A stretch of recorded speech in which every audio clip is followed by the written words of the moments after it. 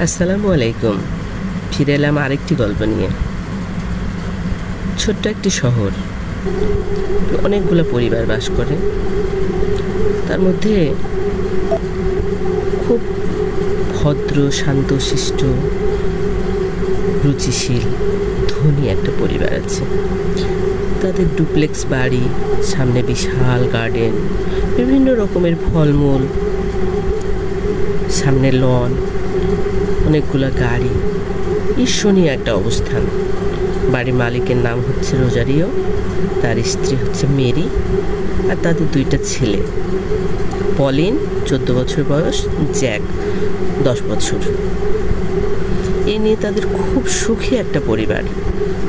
তাদের গার্ডেনে প্রচুর ফল হয়, সব রকমের। তারা ফলগুলো ঝুড়ি ভর্তি করে উঠায়, 4 বাবা মা ছেলেতে প্রতিবেশীদের বাসায় ঝুড়ি ভর্তি করে করে দিয়ে আসে। সবাই ওদের উপর খুশি। কিন্তু বাগানের পাশে একটা পরিবার আছে। পরিবারটা তো 2টা সন্তান, এবং পরিবারের কর্তাটা খুব একটা ভালো মনের না, খুব হিংসুটে একটা লোক এবং অনেক পাজি। সে খুব হিংসা করে এই পরিবারটার। তো এভাবে দিন যায়। সবসময় এই পরিবারটা চায় যে পলিনদের পরিবারটাকে কীভাবে ক্ষতিগ্রস্ত করা যায় এবং তাদের বাড়িটা তার নিজের দখলে নেওয়া যায়, গার্ডেনটা নেওয়া যায়। এভাবে সে প্ল্যান আঁকতে থাকে। এভাবে দিন যায়। যেতে যেতে একদিন সকাল, পলিনের বাবার রোজারিও প্রতিদিন সকালে বাগানে যায়, কিছু ফলমূল নিয়ে আসে তাদের ব্রেকফাস্টের খাওয়ার জন্য, তাজা ফলমূল। কিন্তু সেদিন পলিনের মা মেরি বাগানে বের হয়েছে সকালবেলা। বের হয়ে সামনে এগোতেই দেখে তার লেবু গাছের নিচে একটা একদম তাজা কসকসে সুন্দর লেবু, মনে হচ্ছে এইমাত্র গাছ থেকে ছেঁড়া হয়েছে, লেবুটা পড়ে আছে। তো সে তাড়াতাড়ি লেবুটা হাতে তুলে নিতে যায়।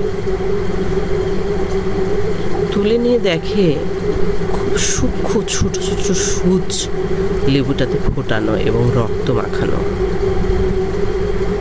সে কিছু বুঝে ওঠার আগে একটা সূচ তার হাতে ফুটে যায়, প্রচণ্ড ব্যথা পায়। সে তাড়াতাড়ি হাত থেকে লেবুটা ফেলে দেয়। ফেলে দিয়ে তার আঙুল থেকে ঝরঝর করে রক্ত ঝরতে থাকে। সে চিৎকার করতে করতে বাড়িতে ছুটে যায়। রোজারিও, তার ছেলে পলিন, জ্যাক ছুটে আসে। মা, কি হয়েছে? রোজারিও বলে, কি হয়েছে তোমার? বলে, আমার হাতে, আমি একটা লেবু নিয়েছিলাম হাতে, আমার সূচ ফুটেছে মনে হয়, দেখো তো এত যন্ত্রণা কেন করছে। রোজারিও ছুটে ফার্স্ট এড বক্স নিয়ে আসার জন্য। জ্যাক, পলিন তার মাকে সান্ত্বনা দিতে থাকে, হাতটা, আঙ্গুলটা ঠিক করে ধরে রাখে। রোজারিও এসে ফার্স্ট এড করে দেয়, সব কিছু ঠিকঠাক। কিন্তু আস্তে আস্তে মেরির চেহারাটা কালো হতে থাকে। কালো তো না, ঠিক নীল নীল হতে থাকে, বিষের মতো। একটা পর্যায়ে রোজারিও খুব ভয় পেয়ে যায়। মেরির শরীরটা অস্বাভাবিক ঠান্ডা হয়ে যায় এবং সে জ্ঞান শূন্য হয়ে যায়। রোজারিও তাড়াতাড়ি অ্যাম্বুলেন্স ডেকে তাকে হসপিটালে নিয়ে যায়। হসপিটাল কর্তৃপক্ষ তাকে মৃত ঘোষণা করে, ডাক্তারেরা। রোজারিও ভেঙে পড়ে। তার প্রিয়তমা স্ত্রী, সে প্রচণ্ড ভালোবাসত তার স্ত্রীকে। সে তার স্ত্রীকে বাড়িতে নিয়ে আসে, নিয়ে এসে রাখে। আত্মীয় স্বজনকে খবর দিতে হবে, অন্ত্যেষ্টিক্রিয়া করতে হবে, যেহেতু তার খ্রিস্টান। সবাই, প্রতিবেশীরা শুনে তার স্ত্রী মারা গেছে, সবাই শোক জানায়, সান্ত্বনা দিতে আসে। তারপর এক মুহূর্তে রোজারিও দেখে তার স্ত্রীর শরীরটা নড়ছে। সে চমকে ওঠে। সে এক বুক আশা নিয়ে তার স্ত্রী কফিনের কাছে ছুটে যায়। ও ভাবে তার স্ত্রী বেঁচে আছে। সে তাড়াতাড়ি তার স্ত্রীর কপালে হাত দেয়। বরফ শীতল ঠান্ডা কপালটা, এবং তার স্ত্রীর চোখ মেলে তাকায়। চোখ দুটোতে একদম আগুনের ফুলকি বের হচ্ছে। রোজারিও ছিটকে দূরে সরে যায় ভয়ে। তারপর কিছুক্ষণ চোখ বন্ধ করে থেকে আবার চোখ খুলে তাকায় মেরির দিকে। দেখে মেরি স্বাভাবিক শুয়ে আছে, তার পাণ্ডুর নীল মুখখানা। কিন্তু আস্তে আস্তে নড়ছে, শ্বাস প্রশ্বাস নিচ্ছে। রোজারিও এবার মনে আশা পায়, আবার ফিরে আসে স্ত্রীর কাছে। তার প্রিয়তমা স্ত্রী নিঃশ্বাস নিচ্ছে। সে ভাবে তার স্ত্রী মারা যায়নি। সে খুব খুশি হয়। স্ত্রীকে কফিন থেকে নামিয়ে বিছানায় নিয়ে যায়। জ্যাক, পলিন তার মার জন্য ভীষণ কান্নাকাটি করছিল। রোজারিও তাদেরকে ডাকে, তোমাদের মা বেঁচে আছে। তারা এসে মাকে জড়িয়ে ধরে, দেখে মা ঠান্ডা বরফের মতো। তারপর রোজারিও তার সন্তানদেরকে সান্ত্বনা দেয়, বলে আমরা ট্রিটমেন্ট করব তোমার মায়ের, তোমার মা খুব তাড়াতাড়ি সুস্থ হয়ে উঠবে, দেখে নিও। সবাই আশা নিয়ে, এক বুক আশা নিয়ে মাকে সুস্থ করার জন্য লেগে যায়। রোজারিও বলে, জ্যাক, পলিন তোমরা কিছু খেয়ে নাও, ব্রেড আছে দেখো ফ্রিজে, সব কিছু খেয়ে তোমরা দুই ভাই শুয়ে যাও, আমি তোমার মায়ের জন্য একটু স্যুপ বানিয়ে নিয়ে যাই। অন্য দুই ভাই যা খাবার ছিল খেয়ে বিছানায় চলে যায়।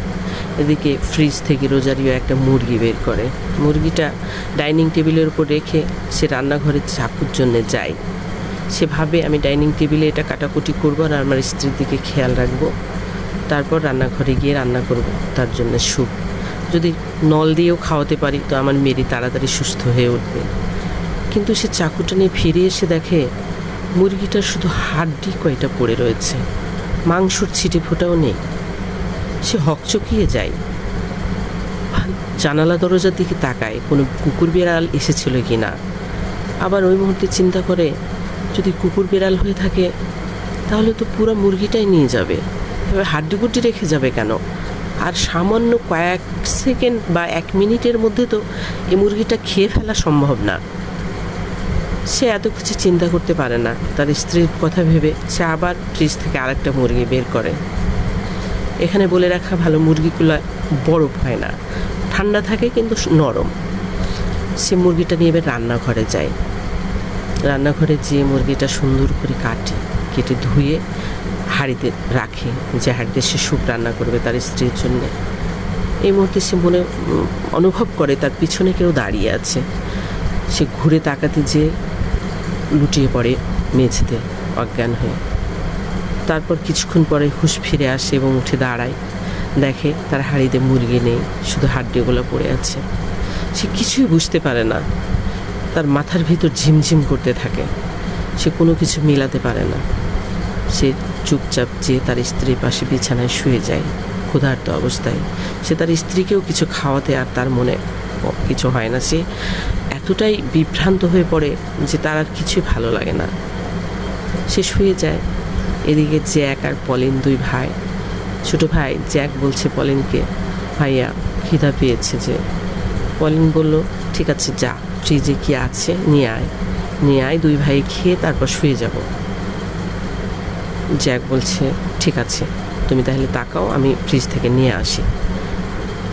জ্যাক উঠে দরজাটা খুলে তাকাচ্ছে তো ডাইনিংয়ে তার মা ফ্রিজের যত মাছ মাংস ছিল সবগুলো নিয়ে বসেছে খেতে এবং ছিঁড়ে ছিঁড়ে খাচ্ছে কাঁচা। ওই মুহূর্তে জ্যাক মা বলে ডেকেছে, আর সাথে সাথে সম্পূর্ণ অদৃশ্য চোখের সামনে থেকে। জ্যাক কিছু বুঝে ওঠার আগে ছুটে যায় ভাইয়ার কাছে, পলিনের কাছে। পলিন বলে, কি হয়েছে, তোকে তো ভয়ের তো লাগছে কেন? জ্যাক বলে, ভাইয়া আমি কিছু একটা দেখেছি। পলিন বলে, কি দেখেছিস? জ্যাক বলে, আমি দেখেছি ডাইনিং টেবিল ভর্তি মাছ গোস্ত, ফ্রিজে যা ছিল সব কিছু নিয়ে মা খেতে বসেছে কাঁচাই। পলিন বলে, ধুর বোকা, তুই এটা স্বপ্ন দেখেছিস, এই হরর মুভি দেখতে দেখতে তোর মাথাটাই গেছে। জ্যাক বলে, না ভাইয়া তুমি বিশ্বাস করো, আমি এটা দেখেছি। পলিন বিশ্বাস করে না, জ্যাককে বলে, চল তো দেখি। ফিরে আসে, কিছুই নেই, সব ঠিকঠাক। ফ্রিজ থেকে জুস বের করে নিয়ে দুই ভাই চলে যায়। সে খেয়ে দিয়ে ঘুমিয়ে পড়ে। সকালে বাবা রোজারিও প্রতিদিন তাদেরকে ঘুম থেকে তুলে স্কুলে রেডি করে পাঠিয়ে দেয়। মা টিফিন তৈরি করে দেয়। তারা স্কুলে যায়। বাবা গাড়ি নিয়ে, সে একটা বিশাল বড় কোম্পানিতে জব করে, অনেক বড় ম্যানেজিং ডিরেক্টর। সে অফিসে যাবে, কিন্তু তার বাবা তাদেরকে ঘুম থেকে জাগায় না। অনেকক্ষণ পর পলিনের ঘুম ভাঙে। সে ছোটো ভাই রোজারিও জ্যাককে ডেকে ওঠায়, স্কুলে যাবি না? অনেক দেরি হয়ে যাচ্ছে তো, আজকে বাবা ডাকছে না কেন? মা না হয় অসুস্থ? চল তো গিয়ে দেখি বাবা কেন ডাকছে না। দুই ভাই উঠে আসে, এসে দেখে মায়ের ঘরে উঁকি মারে, দেখে বাবার চাদরটা রক্তে লাল ভেজা, শুধু বাবার মাথাটা দেখা যাচ্ছে। ওরা আস্তে আস্তে চুপি চুপি ঘরের মধ্যে ঢোকার পরে বাবার চাদরটা কেন রক্তে ভেজা দেখার জন্য টান দেয়। দেখে বাবার শরীরের একটু মাংস নেই, সমস্ত হাড্ডি, শুধু মাথাটা রয়ে গেছে।